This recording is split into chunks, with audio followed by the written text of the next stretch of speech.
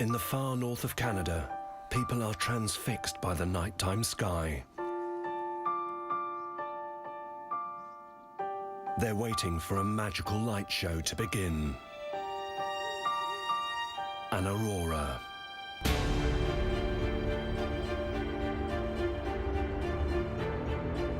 Once seen, it can never be forgotten. And this is just the beginning. Sometimes several auroras arrive at once, in a sight so spectacular, it defies description. It's called an aurora breakup, and a team of filmmakers are determined to see one for themselves.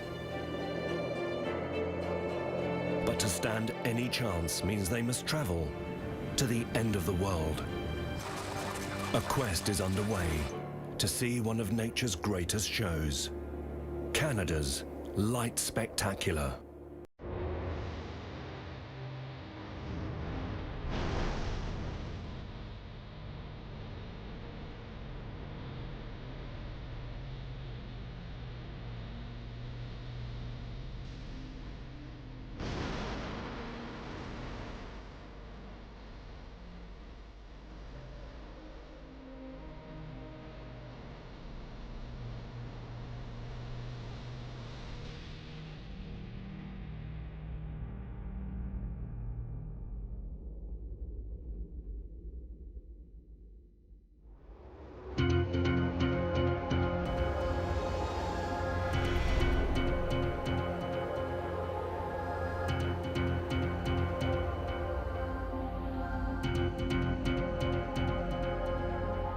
The starting point for a team of filmmakers from Japan who hope to see an aurora, one of nature's most spectacular sights, is Canada, the second largest country in the world.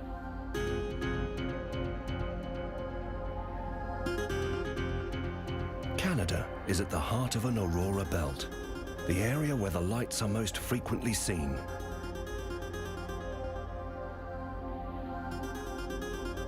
And the town of Yellowknife in the Northwestern Territories is one of the best places of all to see auroras.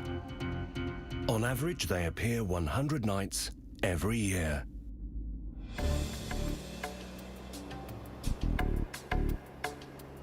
Hopes are high as the crew sets off. The further north they go, the colder it is. It's minus 30 degrees Celsius. At temperatures this low, nearly everything freezes. This road can only be used in winter. It's a frozen lake. The ice they're driving on is nearly 2 meters thick.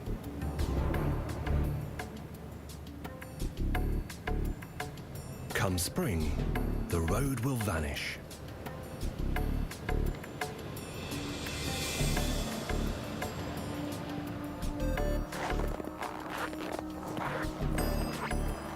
The crew explores the frozen landscape on foot.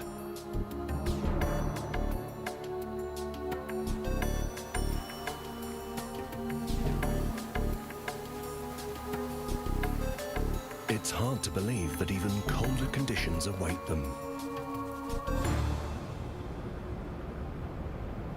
Late afternoon, they arrive in Yellowknife. In a town famous for auroras, people learn about them from an early age. Like here, at a special workshop for children. Here's the game. I want you to tell me what the most common color of the Aurora Borealis is. Green! His hand up first. Turquoise. Close. I was second. You were second. Green. Green is correct. James Bugsry is head of the town astronomical group and teaches children all about the magic of the nighttime sky. Ready? And action. Games are fun and a good way to explain the complex science behind auroras. Boy, this is an independent proton, I must say. Okay.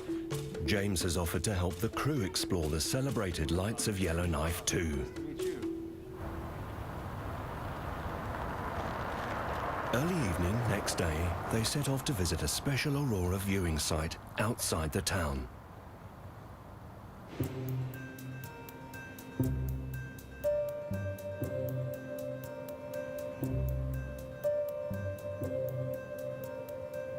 Many tourists come here each year, and every effort is made to make their visit a comfortable, as well as an exciting one.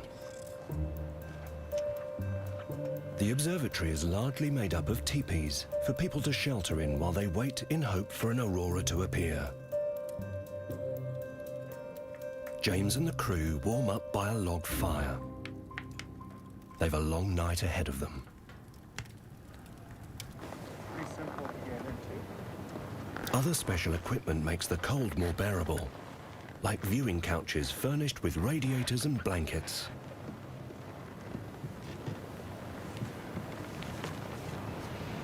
They're a comfortable place to relax, even though the temperature can drop to -40 degrees. At 5 p.m. there is another light show to enjoy first, the setting sun.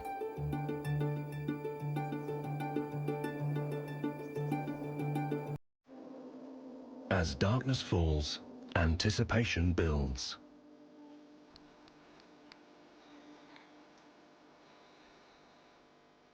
(11 p.m.) It's close to the time an aurora might appear.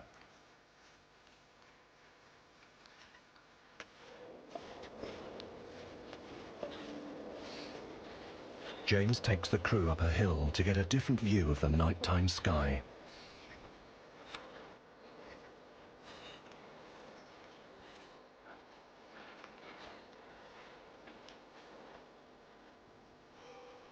After dark, the temperature drops even further.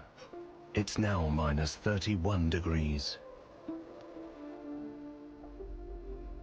Keeping warm in such extreme cold is vital. The crew wear top-of-the-range protective clothing. Feather-filled jackets and ear and nose shields should help prevent frostbite. Snow boots are a must. Even their kit needs wrapping up. Batteries are sensitive to cold. Most equipment is stored in a tent. But there are casualties. A tripod stand freezes and cracks.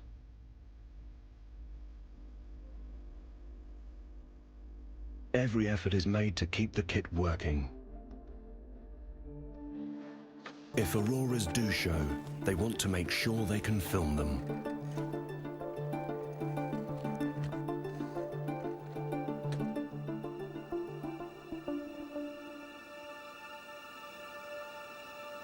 (11:30) and the signs are encouraging. The stars are out, the moon is bright, and the sky is clear.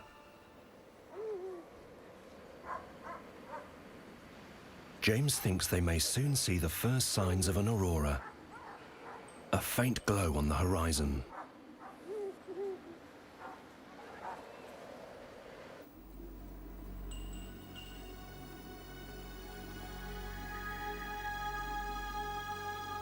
Sure enough, he's right. Here we go, right here. We're starting to see auroras. All right, everybody, are we seeing this? Everybody seeing these lights? Holy smokes. An aurora unfolds before their eyes.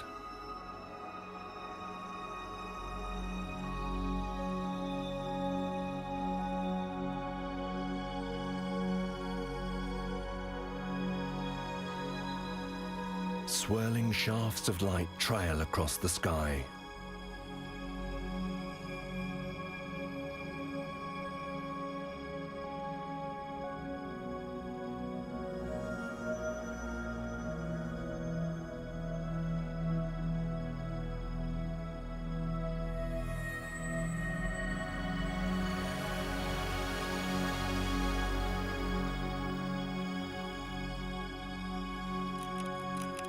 This is a very common aurora that we see, usually in the hours. A chorus of camera clicks accompanies the show as tourists capture the moment.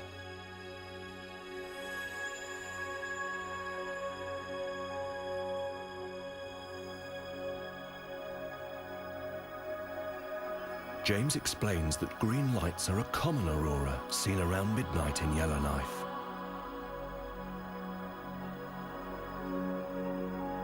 The thin pillars of light are hundreds of kilometers tall and stretch deep into space.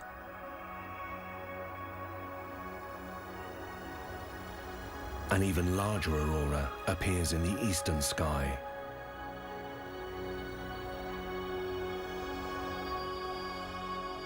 No two auroras are ever the same. They vary in color and intensity.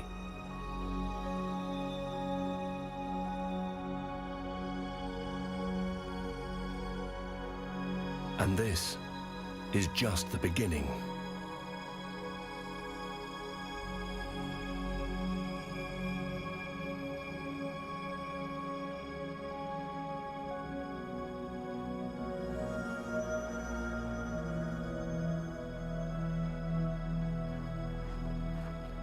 Half an hour later, to the delight of everyone watching, the main show begins.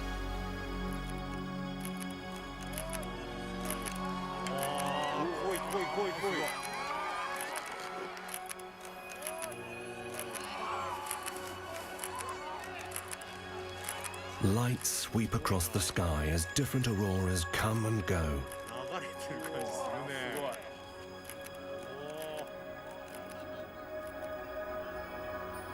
They are also called the Northern Lights, and there is nothing else like them on Earth.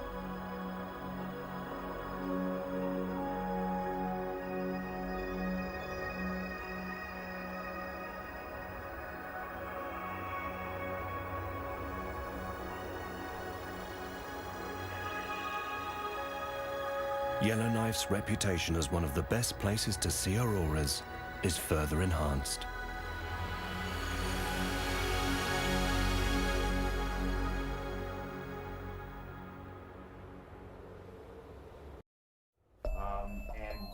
James has studied aurora's secrets for years. Here is an example. He shows the crew a photograph taken from space.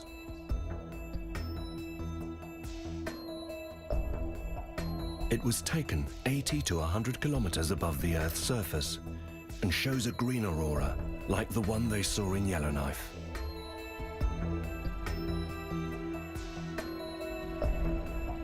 This is where auroras are born, the sun.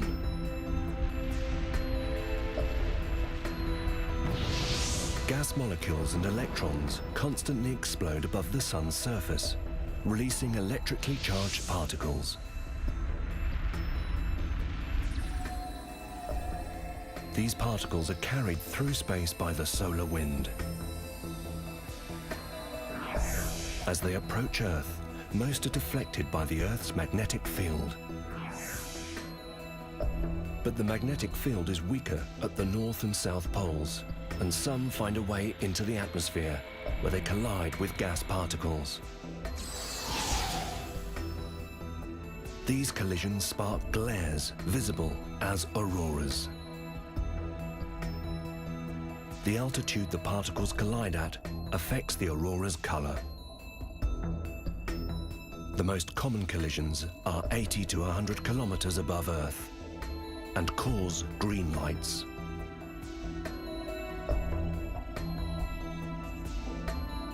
But sometimes several auroras weave together at once in the most spectacular show of all, an aurora breakup.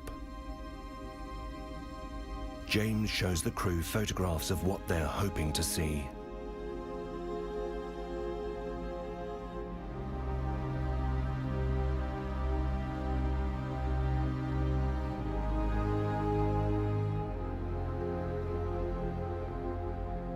A kaleidoscope of colors fills the sky. But such spectacular breakups don't last long and are rarely seen.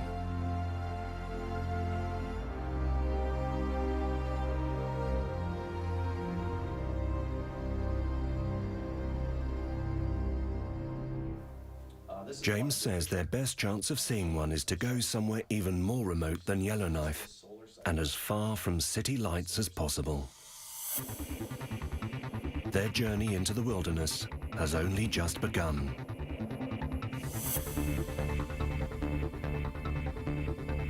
A satellite image showing the Earth at night should help them decide where to go.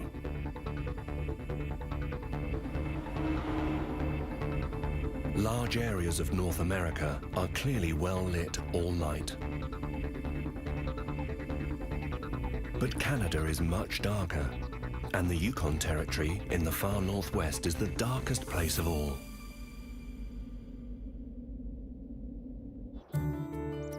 The Yukon covers nearly 483,000 square kilometers, but has a population of less than 34,000 people. Snow covers the land for more than half the year, and travel isn't easy.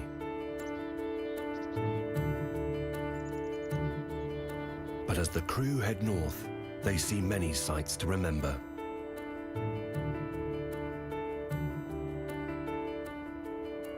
The Yukon is home to a wealth of wildlife.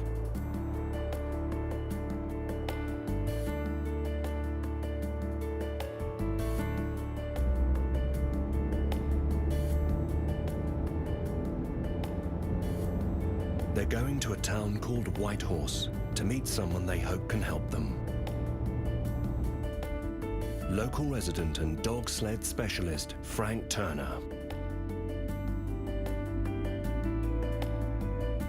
Frank has competed in many tough sled races and knows how to survive in the most severe conditions.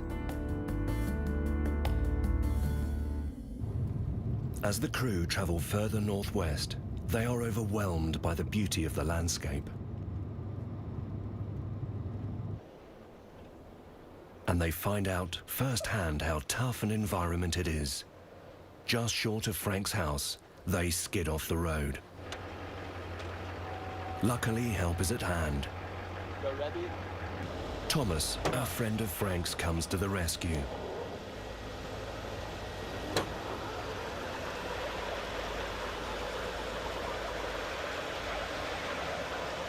Everyone is glad to see a friendly face.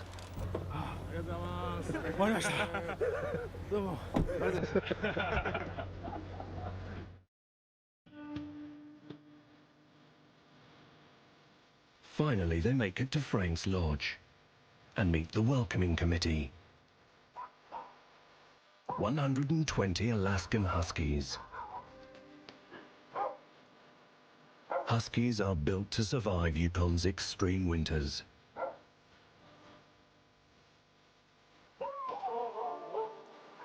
They've provided a vital method of transport through the Yukon for years.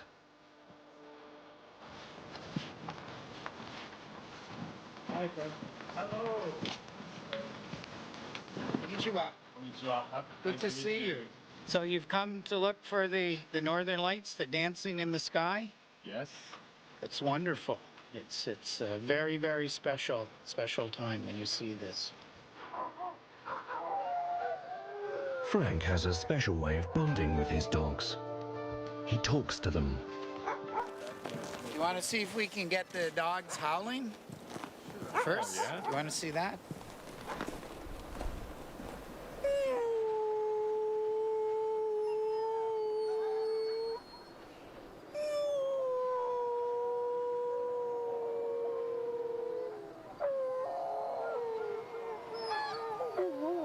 Frank believes it's vital to have a relationship based on trust with the Huskies. He knows of people whose vehicles have broken down in the wilderness and they've died. But dogs, he says, always bring you home. Hey, Rimsky. And Having met their guide and canine companions, they prepare to travel 60 kilometers north to the place Frank has singled out for them to visit, Lake La Berge. A tough two-day journey lies ahead. Lake La Berge is vast, flat, and very remote. It's a perfect place to see auroras, and hopefully, an aurora breakup. Frank has been lucky enough to see a breakup himself, and finds it hard to put its beauty into words. it's an incredible experience. A very kind of spiritual, something that's so big. It's just amazing. I don't know the word.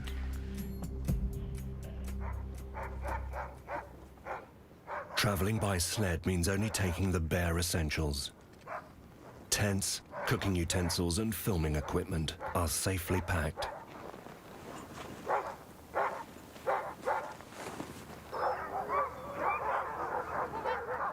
Damaris Lidwill helps prepare the dogs. Huskies, like humans, have special equipment. Boots help protect their paws from the cold. And once they're wearing them, the dogs seem to know what's next.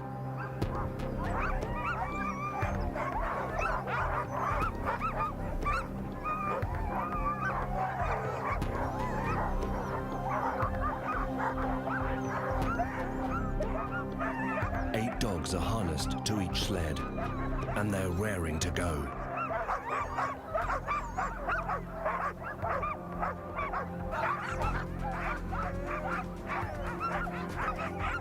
The expedition sets off at breakneck speed.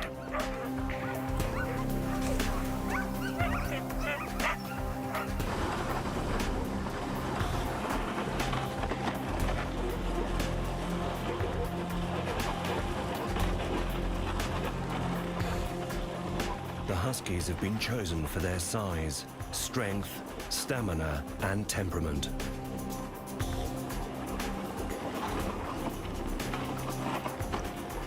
Their endurance and speed is like no other dog.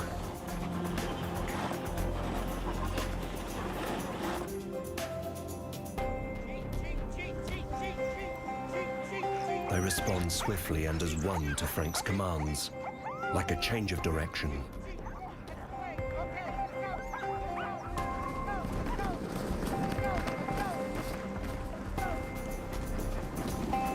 Once again, the crew race along a frozen river.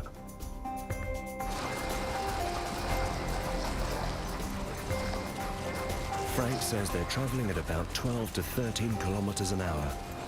Bigger teams can reach double the speed.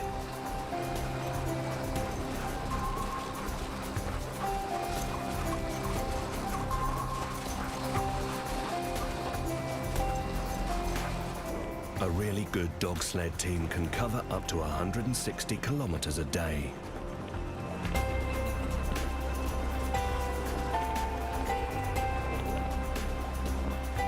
Frank believes sledding isn't just a sport, it's a way of life. His Huskies are part of his family.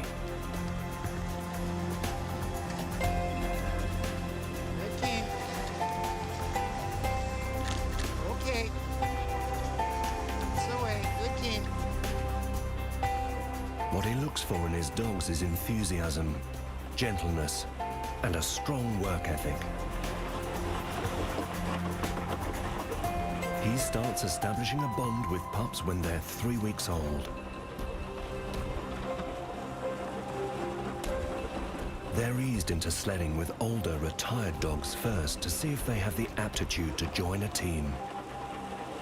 Those which haven't are kept as pets. Those which have eventually work their way up to join teams like this.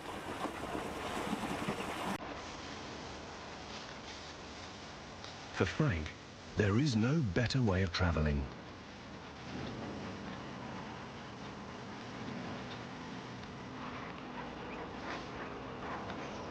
The Huskies have been on the go for an hour and are getting hot. Without breaking stride, some lick snow to try and cool down.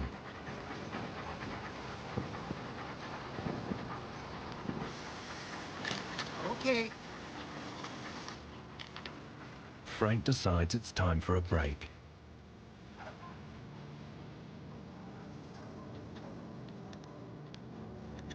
The Huskies bury their heads in the drifts to lick more snow. The fact that they get so hot in such freezing temperatures shows how hard they're working.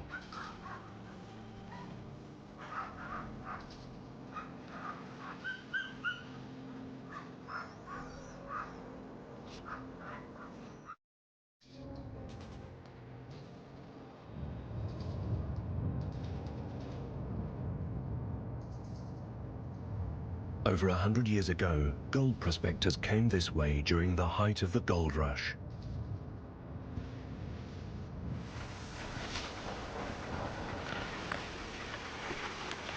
It said thousands of people traveled to the Klondike region of the Yukon, hoping to find their fortune.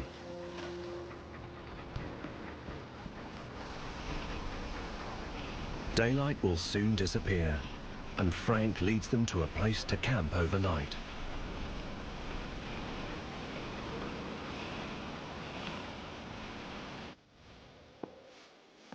Taking care of the huskies comes first.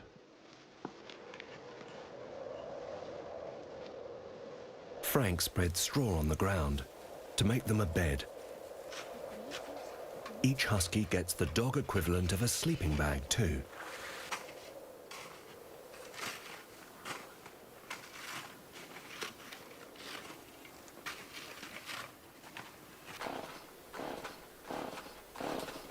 Once the dogs are settled, the team prepares their campsite. But not everything goes to plan. The chainsaw's broken.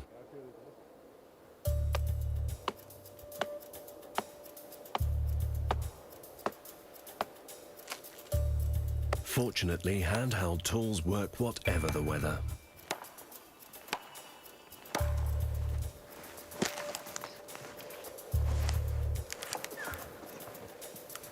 Three dead trees should be enough to keep them warm for 2 nights.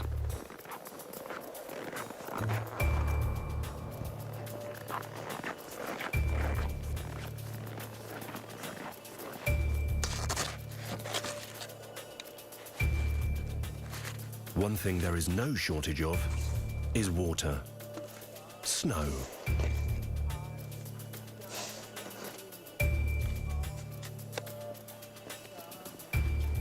When snow is clean and freshly fallen, it's said to taste great.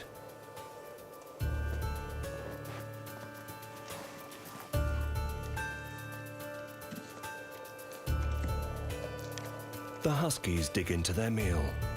Bowls of water would freeze instantly, so their food is soaked in snow to make sure they take on vital liquid. Now it's the crew's turn to eat.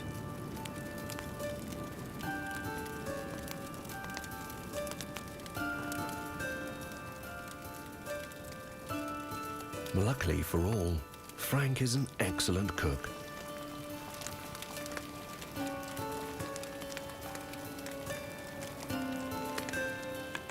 Barbecued chicken and pasta in a cream sauce tastes as good as it looks. Almost as good as my mom used to make. Thank you, Frank. It's better out here, right? That's true. You know? Everyone tucks in happily, Yeah, put it. although icy beards make eating a little bit trickier. You might have to cut it for me, Thomas. Yeah. Pretty bad. After the meal, everyone decides on an early night. Tomorrow is going to be a long day.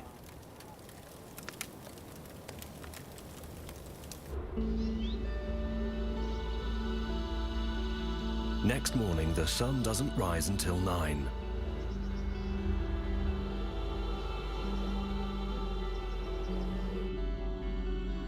The dogs appreciate the lie-in, and they're not the only ones.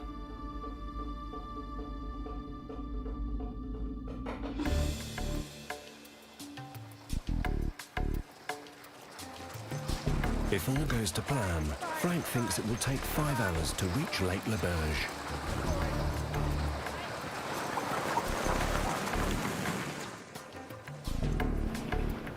Rested and re-energized, the dogs set off at full tilt.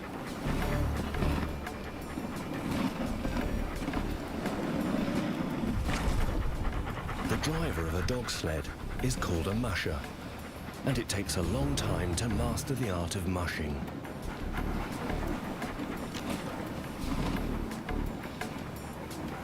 Frank's experience shows as he gently gives his commands. Easy, easy, easy, easy. Watch it here. There's a sharp turn to the right. Easy. Easy. Easy.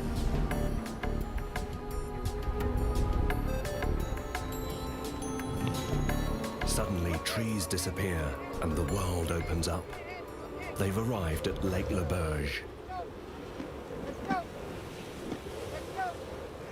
The lake stretches 50 kilometers north to south.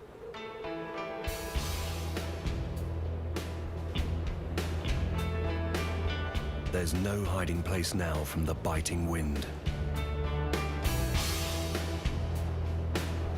It's still 20 kilometers to the site Frank wants to visit, and it's not going to be easy getting there.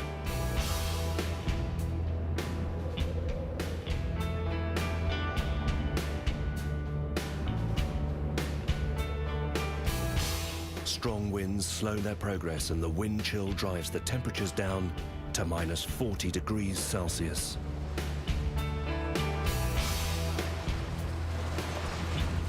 Despite the conditions, the Huskies remain strong and on track.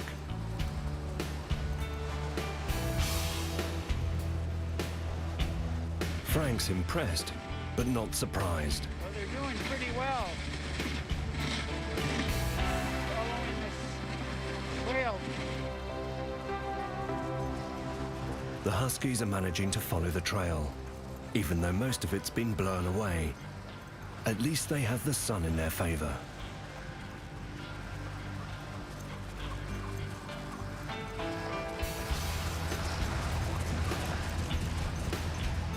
The lead dogs set the pace and don't let up.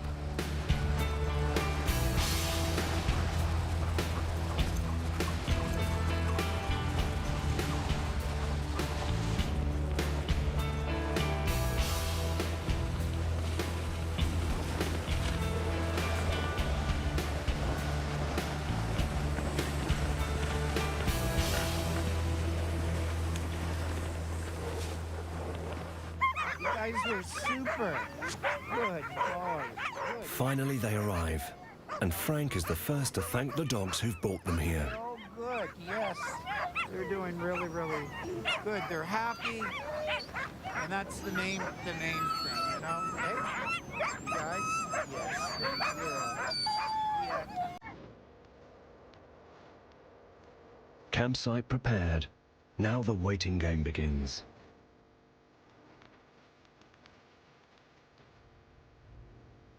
At 4 p.m., daylight fades.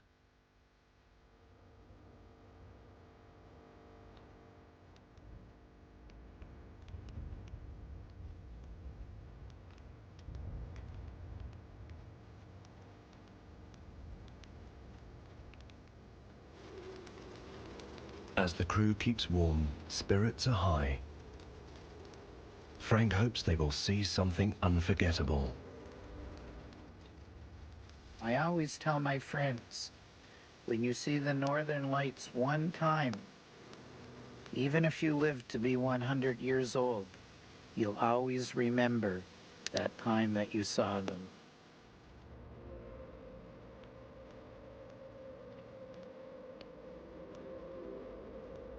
The stars flicker.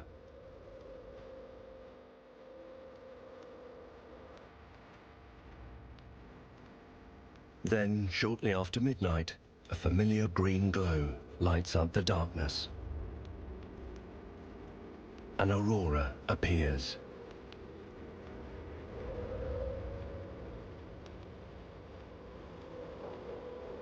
Gradually, it becomes more intense. They're really moving, eh? Jeez. That looks like they're picking up. Yeah, yeah.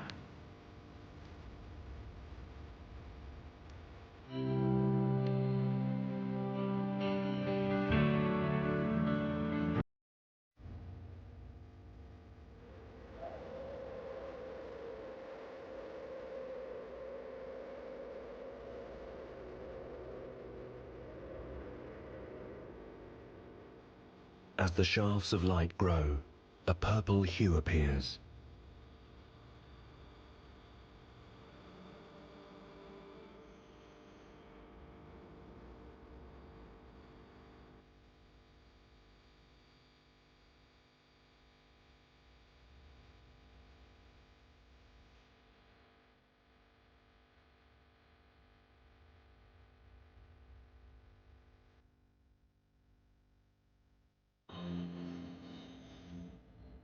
Down on the lake, hopes are high that this could be the start of an aurora breakup.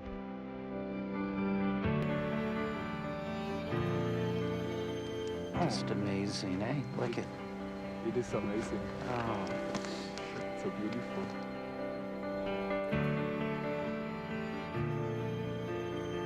Frank and the crew paused to wonder what people thought about the lights thousands of years ago.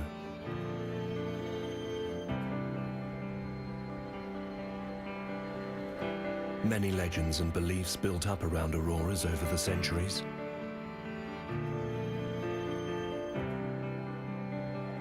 Some Inuit people in North America believed that they brought good weather and that they could control the lights by clapping their hands. Others saw auroras as a darker force and wore weapons to protect themselves from the mysterious lights. The auroras continue for about an hour before disappearing. It's hard to be downhearted after such a beautiful sight, but it wasn't the breakup the crew hoped to see. Their quest continues.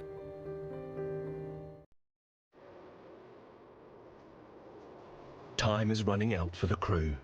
They decide to travel deeper into the Yukon, where the night sky will be even darker.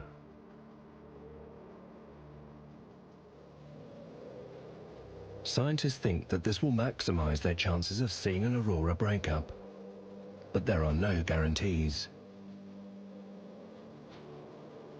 En route, they stop at Whitehorse again to meet someone else they hope can help.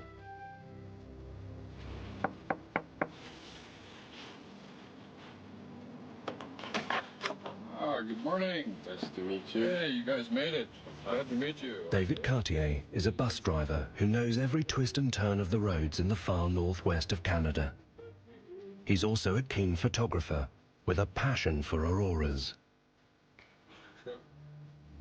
This is the love of my life, going out freezing all night in the dark and trying to record a little bit of the aurora. David has photographed many aurora breakups and tells Razul, a researcher from the University of Calgary who has joined the crew, where he thinks they should go. We have a little problem right now with severe weather, blowing snow, heavy snow drifts. The highway's actually officially closed in a couple of places, but that's never stopped me. David wants to take them to a place on Dempster Highway, a road that crosses into the Arctic Circle.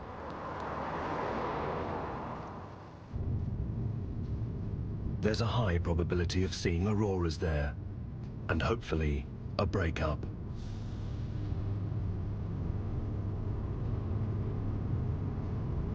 As they leave Whitehorse, the roads are deserted.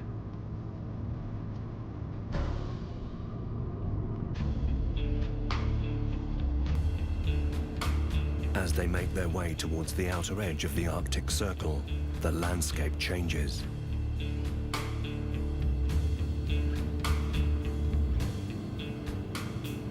Forests start to thin.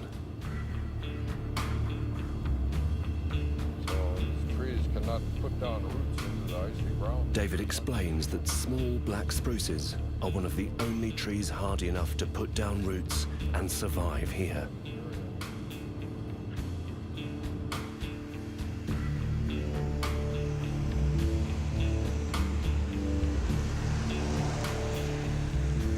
They've been driving for hours when suddenly they hit a problem. Oh, we got something going on here. Looks like the end of the road, folks. This looks serious. The road is closed. This is as far as they can go.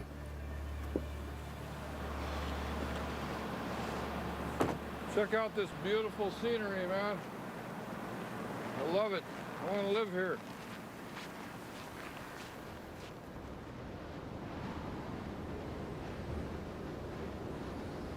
They've arrived at Eagle Plains, on the edge of the Arctic Circle, and the heart of Aurora country.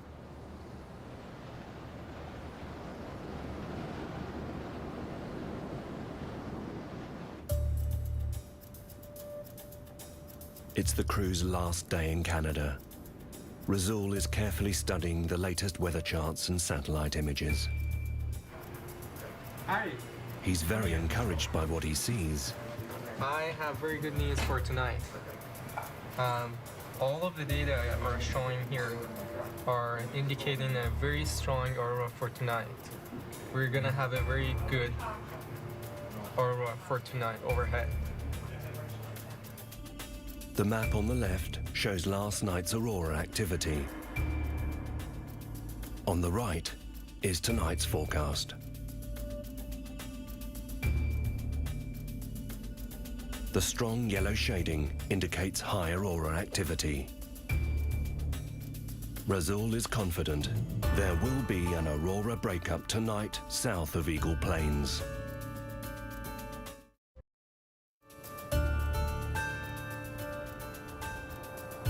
Spirits are high as the crew gets back on the road. Daylight fades as they arrive at a vantage point. If they're going to see a breakup, this is their last chance. I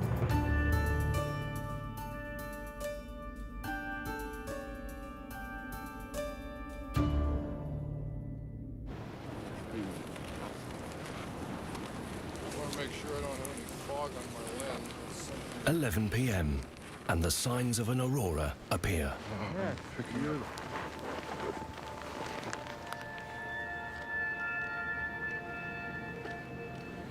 Ooh, yes, yes, yes. Lots of red. Excitement mounts as more auroras light up the sky.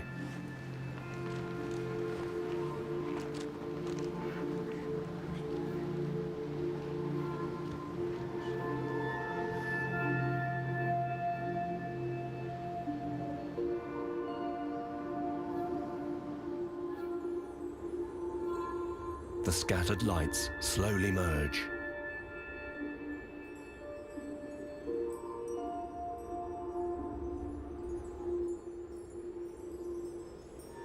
A huge single beam is born.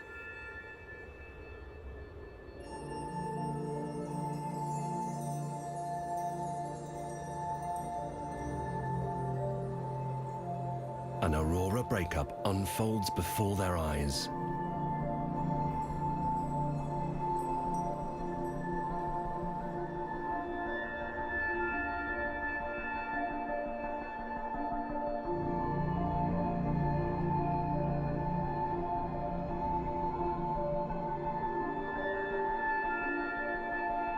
This is what they came to see. And it's been worth the wait.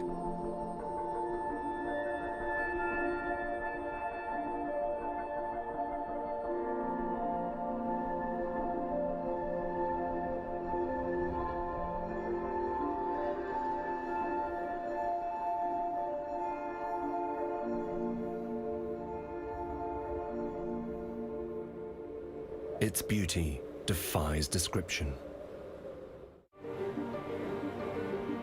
In the far north of Canada, the skies host the most beautiful light shows on Earth. Auroras. And when conditions are right, the most spectacular show of all unfolds. An aurora breakup. For a team of filmmakers, seeing Canada's light spectacular meant a journey to the edge of the Arctic Circle, where the sky is darkest and all sense of the modern world is left behind. Once seen, it's a sight that will never be forgotten.